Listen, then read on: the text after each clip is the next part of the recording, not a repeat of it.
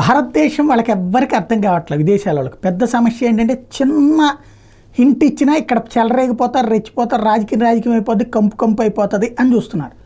కానీ అర్థం చేసుకున్నాక ఇక్కడ ప్రజలు అంతే లైట్ తీసుకుంటారన్న విషయం అర్థమయ్యేటప్పటికి షాక్ అవుతున్నారు.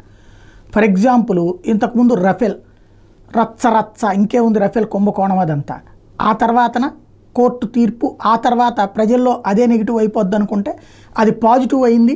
ఆనాడు మోడీ సర్కార్ మరింత ఘనంగా గెలిచింది.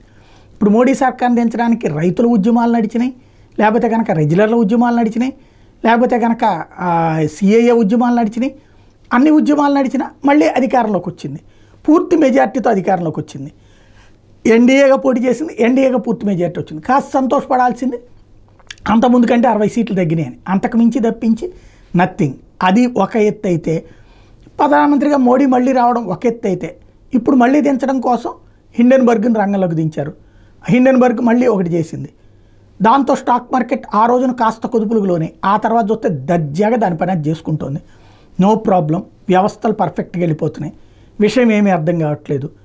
భారత్లో ఏమైనా చేసేయగలం అనుకుంటే అదే ప్రజలు ఏమైనా పట్టించుకోరు అనేటటువంటి దశ కూడా ఉంటుంది అని అర్థమవుతుంది వాళ్ళకి.